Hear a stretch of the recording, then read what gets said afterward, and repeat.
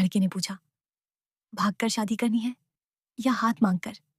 लड़की ने कहा, हम बहुत गरीब हैं, मेरे पिताजी शादी का खर्च नहीं उठा पाएंगे और मैं अपनी माँ पिताजी को बहुत सम्मान करती हूँ, इसलिए मैं मर जाऊंगी लेकिन भागकर शादी नहीं करूंगी। लेकिन तुम मेरे माँ पिताजी से बात कर सकते हो, आगे उनकी मर्जी। लड़के ने कहा, उसमें मुझे कोई दिक्कत नहीं, मुझे दहेज नहीं चाहिए, तुम चाहती हो तो मैं तुम्हारे माँ पिताजी से बात करता हूँ। लड़का लड़की के घर जाता है और शादी की बात करता है।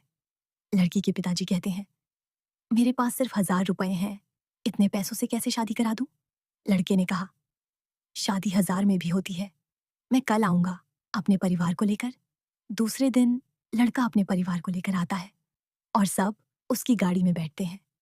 कुछ दूर आगे लड़का मिठाई की दुकान पर गाड़ी रोकता है और लड़की के पिताजी को 1,000 की मिठाई खरीदने को कहता है। मिठाई लेने के बाद मंदिर में लड़की से शादी करता है।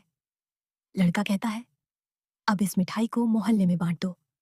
1,000 में शादी भी हो गई और सबका मुंह भी मीठा हो गया। ऐसी बात सुनकर लड़की के पिताजी की आंख भर आती है।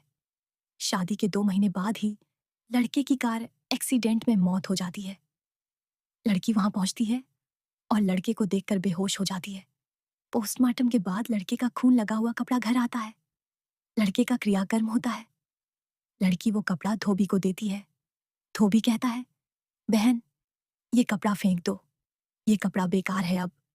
लेकिन लड़की कहती है, मैं खुद धो लूंगी, ये कपड़ा उनकी याद के रूप में मैं अपने पास ही रखूंगी हमेशा। लड़की खुद उस कपड़े को धोती है, लेकिन उसमें से खून का दाग नहीं जाता।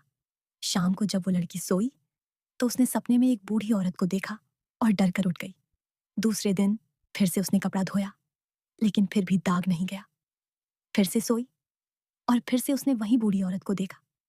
सपने में बूढ़ी औरत ने कहा, ये दाग ऐसे ही नहीं जाएगा। ये चीज लगातार 1 हफ्ते तक चली। लड़की का सोना ही मुश्किल हो गया था।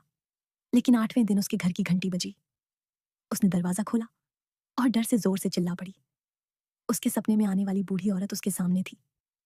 बूढ़ी औरत ने कहा, डरो मत, मुझे मालूम है तुम उस कपड़े में से दाग नहीं जाने के कारण दुखी हो, लेकिन वो दाग ऐसे ही नहीं जाएगा क्योंकि तुम साबुन ही गलत इस्तेमाल कर रही हो।